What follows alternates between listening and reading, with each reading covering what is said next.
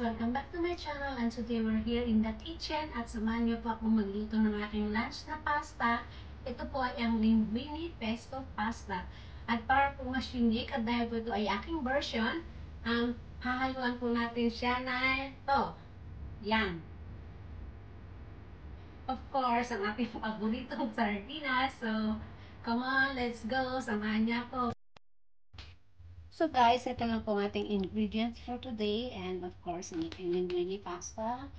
Meron tayo ditong broccoli, yan, para po kahit papano may gulay po tayo sa ating lunch. And for you to know, ito po guys, kailangan nyo po itong ibabad sa tubig na may asin kasi alam niyo, meron yung mga something na mga maliliit na mga insekto dyan sa loob kasi diba?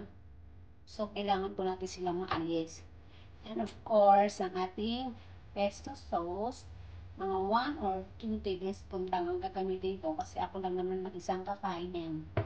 And of course, ang ating star of the day, ang ating sardinas. At ito po ay ginamitan ko ng sardines na medyo maanghang, medyo spicy kasi mahilig po ako sa konting spicy lang naman. And lalo po ngayon malamig. So, mas masarap kumain ng spicy foods. So, yan lang po. And first thing first guys, ang natin gagawin ay isi-separate natin yung sauce ng sardinas kasi hindi natin kailangan yan. Yung pinaka-sardinas lang ang ating kailangan. So, yan. Isi-separate lang natin siya. Yan. Ayan lang na matanggal, totally matanggal yung sauce niya. Ayan, ganyan po siya. And then, mag-iinit po tayo ng tubig. And then, of course, kailangan din mag-init na tubig. Same procedure lang siya, guys, sa pasta. And then, yun na, napapanood nyo yung mga previous video ko, hindi po talaga ako naglalagay. Once na nagluto ako ng mga pasta, hindi po ako naglalagay ng salt like the usual way kasi minimize po talaga yung salt intake. Kasi hindi naman talaga healthy sa salt, right? So, and I do believe na itong sardinas, meron na siyang asin, yung pasta, may asin na yan. So, kung lalagyan ko pa yun ng salt, and salt is, I think it's too much. Pero kayo din, kung anong gusto nyo maglagay ng salt, go on your way. Mantika lang ang nilalagay ko guys, and konti lang yan. Then wait lang natin siya nakugulo. So ayan guys, kumukulo na yung aking tubig, and mga ganito lang po karami ang aking lulutuin kasi nga ako naman mag-isa. So, lalagay na natin siya.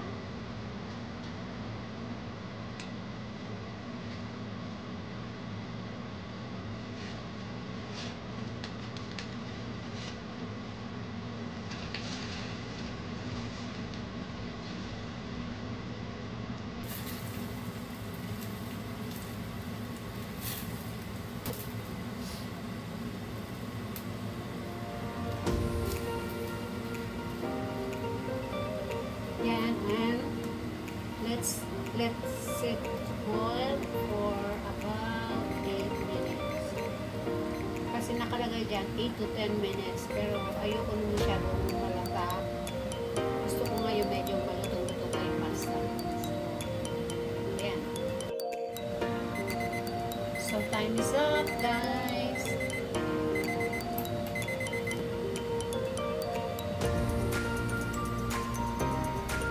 Marami na siya. Yan. And of course, hugasan po natin siya sa running water. Pwede natin palang pakuluan ng broccoli. Doon natin i-blanch yung broccoli ng about 3 to 4 minutes. Okay, 3 minutes na pala kasi magigay ko na yung pagkakaliwan natin sa 3 minutes. 3 minutes na natin i-boil yung ating broccoli.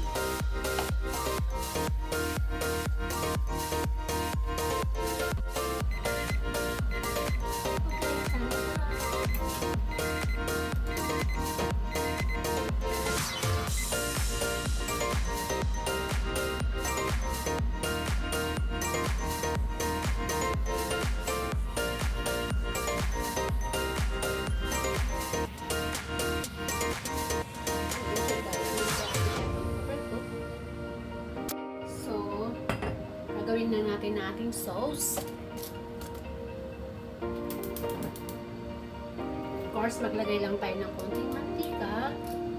Pusin guys, konti lang tagay mantika nyo kasi kita nyo yung pesto kasi medyo oily na yan. Pero para lang kasi medyo marami kasi yung pasta na naluto. So, para lang hindi siya maganda. Lalagyan natin siya ng pesto. Mga isang, let's try muna isang kutsara.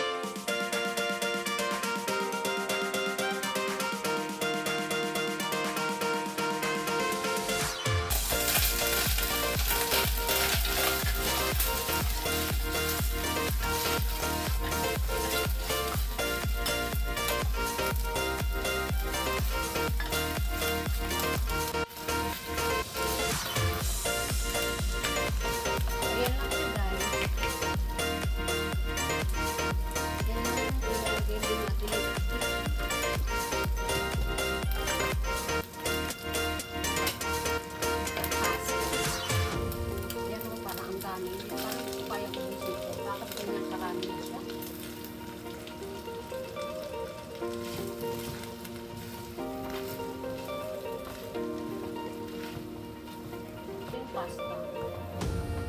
Parang konti lang kanina.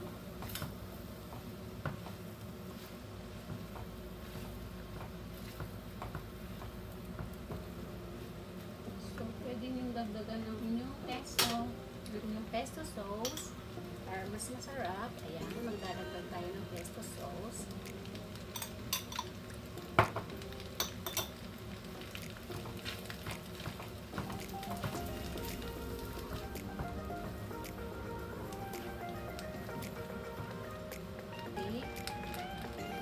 First, magtitira kayo ng konti para mga 4 na florets para mamaya ilagay sa packing.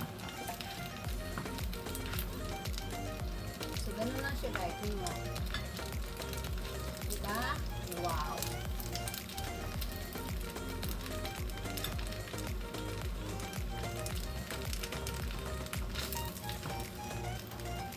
Ito po yung tamang pagkuha o paglipat ng pasta sa ating plato. Ganyan po siya. Lagampot kayo ng ganyan. And then, yan. Medyo sosyal. Ikot-ikotin niyo po siya. Yan. Ikot-ikotin niyo siya. Roll niyo lang. And then, pag natapos na siya, yan. Saka natin siya i-move sa plato. Then, ilalagay natin siya sa plato with yung mga ganito po. Diba? See? Yun po ang sikreto. At alam nyo ba guys kung kanino ko yan natutunan? Kay Casey Concepcion. Nung pinanood ko po yung video niya sa Instagram, yan po ang itinuro niya. Diba usually pag napupunta ka kasi taga ng restaurant, ganyan po ang way ng pag-serve nila. Yan.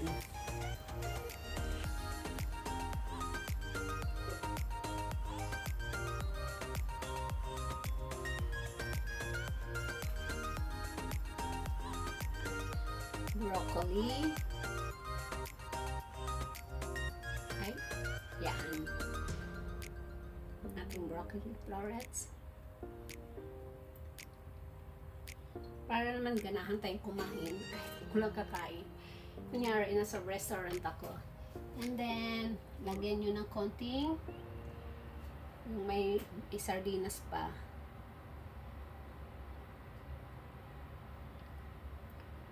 Huwag ka namang malaglag. So, ayan po.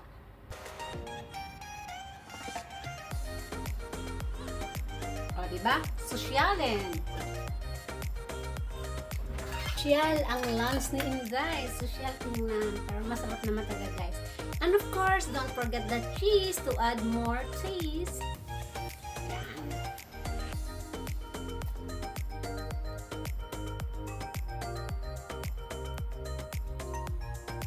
Sabihan nyo.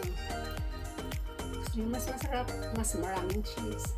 So, ayan po, isa rin po yan sa reason kung bakit tayo mag-add ng salt sa pinakbakulong pasta. Kasi, ang cheese is, ano na po yan, marami pong salt yan.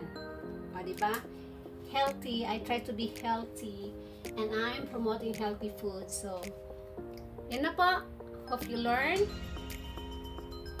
Yan ang ating lunch ngayon, ang ating masarap na lunch.